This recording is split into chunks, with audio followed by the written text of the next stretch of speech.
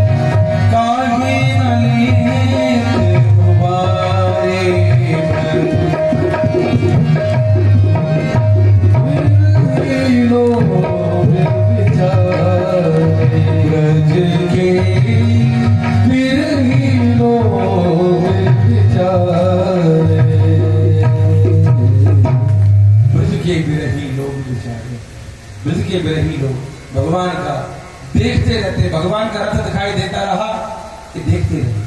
धीरे धीरे रथ दिखाई देना बंद हो गया। रथ की ध्वजा दिखाई देती रही, ब्रजवासी देखते रहे। ध्वजा ही दिखाई देना बंद हो गई। अब न तो रथ दिखाई दे रहा है, न रथ की ध्वजा दिखाई दे रही है, सिर्फ रथ की पहियों से उड़ी हुई धूल दिखाई दे रही है। उसको ही देख करके सारे ब्रजवासी आनंद हो रहे हैं और सोच रहे हैं, हो सकता है कन्हैया को हमारी दयनीय दशा पर दया आ जाए और लौट करके आ जाए। लेकिन धीरे धीरे धीरे धीरे वो रज भी शांत हो गई। सभी गोपी गोप ब्रजवासी मैया यशोदा अपने अपने भवन की ओर लौट जाते हैं। और इधर तो ब्रजमंडल में हमेशा के लिए विरहाग्नि से तप्त ब्रजवासी रहने लगे। इधर कन्हैया की मथुरा की लीला प्रारंभ होती है। अक्रूर जी महाराज को उन्होंने दर्शन दिए हैं। जब अक्रूर जी यमुना में स्नान करने के लिए मध्य में गोता लगाते मध्य रास्ते में, तो भगवान ने अपने चतुर्भुज स्वरूप के दर्शन कराए। माने भगवान ने कहा कि हे अक्रूर जी महाराज, मेरा जो दो भुजा का स्वरूप है, बाल रूप, उससे तो मैं हमेशा वृंदावन में रहता हूं। मैं वृंदावन को कभी नहीं छोड़ता। चतुर्भुज आप लेकर के जाओ। पुनः भगवान रथ पर बैठे, माखन मिश्री का भोग लगाया। मथुरा से पहले एक बगीचा है, उस बगीचे में पहले से ही नंद बाबा आदि गोपगण पहुंच गए थे। इधर भगवान कृष्ण अक्रूर जी के साथ उस रथ पर बैठ करके गए। बगीचे में ही ठहर गया है रथ। अक्रूर जी महाराज बारंबार भगवान के चरणों में वंदन करके अपने घर को चले गए। भगवान कृष्ण और बलराम बगीचे में ठहरे हुए। अब भगवान कृष्ण के मन में आया कि मथुरा के दर्शन तो करें, कैसी नगरी है। अब तक तो हम वन में ही घूमते रहे, वन वन भटकते रहे, गाय चराते रहे, नगरी के दर्शन तो आज तक नहीं किए। ये नगर महानगर कैसे होते हैं। बलराम जी से कहा, भैया हमें महानगर के दर्शन करने हैं, क्या दर्शन कराओगे। अब तो महाराज बलराम जी बाबा से पूछने की हिम्मत न जुटाएं कि बाबा बिल्कुल नहीं जाने दे, कन्हैया बहुत चंचल है, कुछ चंचलता कर दे, कुछ कर दे, क्या पता है। नंद बाबा से पूछने की हिम्मत नहीं जुटा रहे। कृष्ण एक बार गए और हाथ जोड़ करके बोले, बाबा आज्ञा हो तो हम मथुरा के दर्शन करके आने लगा। नहीं, मैं अपने साथ लेकर के चलूंगा। क्या मालूम तो मथुरा में क्या उपद्रव कर दो। ब्रज में कुछ करते थे तो मैं वहां सब संभाल लेता था, वहां का राजा मैं था, लेकिन यहाँ का राजा तो कंस है, कोई गलती हुई तो दंड धोना पड़ेगा। कृष्ण ने समझा कि बाबा मुझे भेजते तो है नहीं, इसलिए बलराम जी को तैयार किया। कहा बाबा भैया आप तैयार करो। बलराम जी गए, हाथ जोड़ करके कहा, बाबा कन्हैया को मैं अपने साथ ले जा रहा हूँ, साथ में ही लेकर के आ जाऊंगा, शांति से मैं लेकर के जाऊंगा, शांति से लेकर के आ जाऊंगा। हमें आज्ञा करें, हम दर्शन करने के लिए जाएं मथुरापुरी के। बलराम जी से कहा बाबा ने, दाऊ तू बहुत शांति से समस्त सखाओं को मथुरा के दर्शन करा के ले जाना। देख कहीं रास्ते में चंचलता करें तो इनको डांट करके ठीक ठाक करके ले आना, उपद्रव मत करो। इस प्रकार बलराम जी ने वो समझाया। बलराम जी कन्हैया को लेकर के मथुरा की गलियों में चलते हैं। मथुरा की गलियों में पहले से ही मथुरा के वासी भगवान के दर्शन के लिए उतावले हो रहे थे, विह्वल हो रहे थे, कैसे प्रभु के दर्शन करें। दर्शन कर करके आनंद ले रहे थे, अपनी आंखों को धन्यवाद समझ रहे थे। कुछ मथुरापुरी की नारियों ने अपनी अपनी अट्टालिकाओं पर चढ़ करके भगवान के ऊपर पुष्पों की वृष्टि की। सब भगवान का स्वागत कर रहे हैं। सखाओं ने सोचा कि यहाँ के जो नर नारी हैं मथुरापुरी के, सुंदर सुंदर वस्त्र पहने हुए, हम कुछ ठीक वस्त्र पहने हुए नहीं, क्योंकि हम वन में रहने वाले बनाओ भाई, वन में रहने वालों की वेशभूषा काली कमली पीला पीतांबर दुपट्टा, जैसा वो रहते थे वैसे रहते थे। जब उन्होंने देखा कि यहाँ तो सुंदर सुंदर रेशम के वस्त्र लोग पहने हुए हैं, हम यहाँ के हिसाब से ठीक ठाक बैठ नहीं रहे। सखाओं ने कहा कन्हैया, हमारी वेशभूषा कुछ भाई कमजोर है, हमारी वेशभूषा इनके जैसी होनी चाहिए जैसे मथुरा के लोग वस्त्र पहने हुए हैं। भगवान बोले चिंता क्यों करते हो, तुम्हें बहुत सुंदर वस्त्र पहनाऊंगा, रेशम के सुंदर पट। उसी समय भगवान ने संकल्प किया कि मेरे सखाओं को सुंदर सुंदर वस्त्र प्राप्त हों। तभी देखा कि एक कंस का जो धोबी था रजत, वो गाड़ी में कंस के लिए वस्त्र धुल करके तैयार करके लेकर के आ रहा था। गाड़ी को सामने से रोका कृष्ण ने, कहा मामा जी प्रणाम नमस्कार। वो कहने लगा कैसे मामा जी, जानना पहचान, हम तेरे मेहमान, हमें पता ही नहीं कि हमारे भांजे जी भी हैं। कौन से भांजे कौन से मामा। और ऐसा होता भी है कि हमें कभी पहचान नहीं होती और हमारी सजारी निकल भी आती है। एक कोई व्यक्ति थे, किसी के घर में प्रवेश कर गए, उस व्यक्ति से कहा राम राम भाई ने कहा राम राम भाई। बैठ गए, कहाँ के हो, कौन हो आप, मैं आपको पहचाना नहीं। जो घर मालिक था वो बोला, उन्होंने कहा हम आपके रिश्तेदार, आपने हमें नहीं पहचाना, कैसे। तो वो कहने लगा रथांगे बद्री चक्रम और बद्री चतवांगने। पंचतंत्र की कथा है कि तुम्हारे घर के आंगन में बेर का पेड़ है और मेरे रथ के पहियों में भी बेर के पेड़ की लकड़ियां लगी हुई हैं, तो बादरायण संबंध यूयम यूयम वयम वयम, तुम्हारा मेरा बादरायण संबंध है। उन्होंने कहा भाई ये भी कोई संबंध होता है क्या। पंचतंत्र की कथा है, हंसने के लिए है। रथांगे बद्री चतवांगने बादरायण संबंध यूयम यूयम वयम वयम।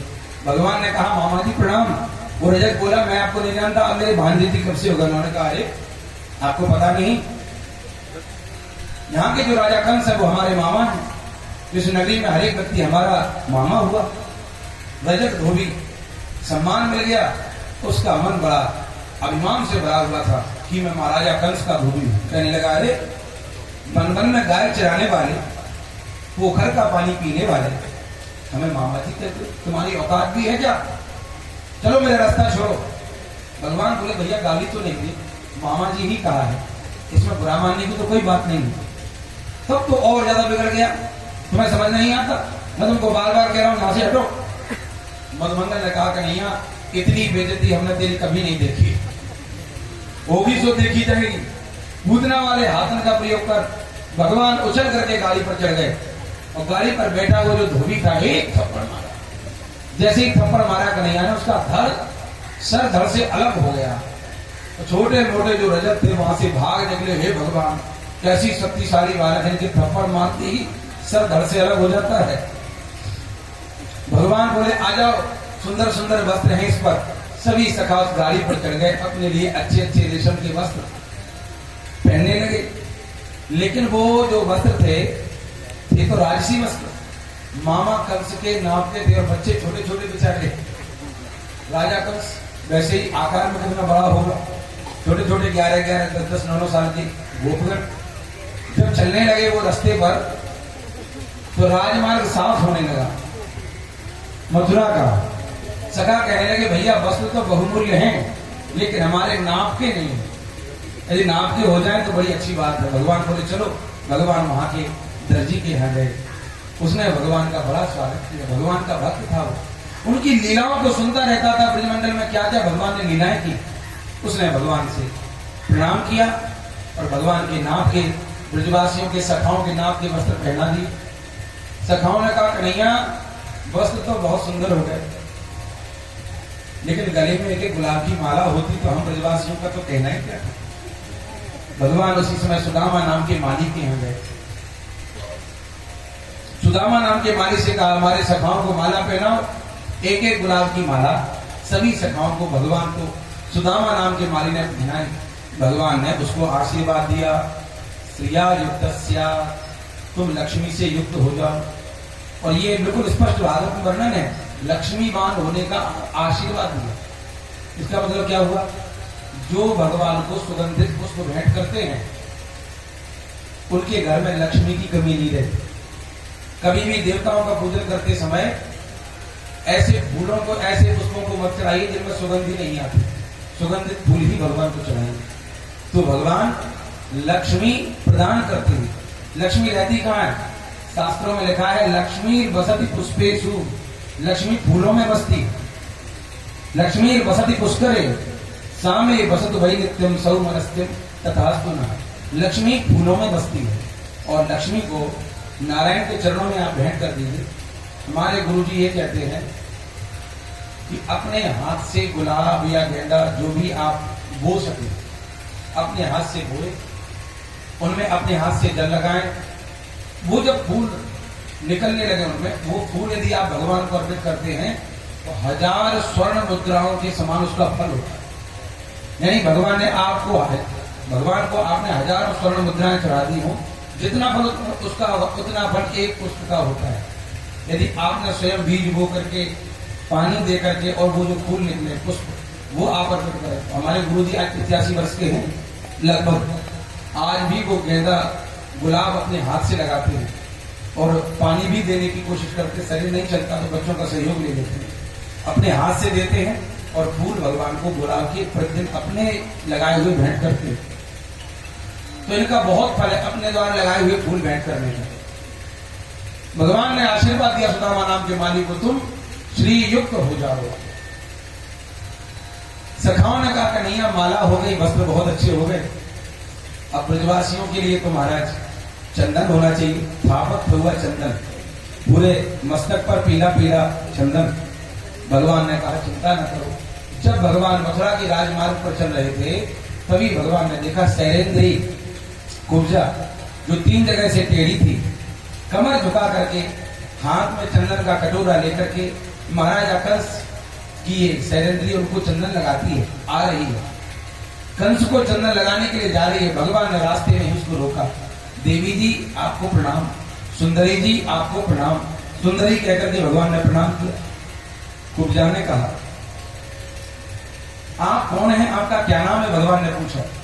तो वो कहने लगी दासास में हम सुंदर कंस संपदा त्रिवक्त्र नामा जनुलेप कर्मणि। वो कहती है हे श्याम सुंदर, मैं महाराजा कंस की चंदन सेवा करती हूँ प्रतिदिन, और मैं चंदन सेवा करने के लिए ही जा रही हूँ, बताओ मैं आपका क्या प्रिय करूं।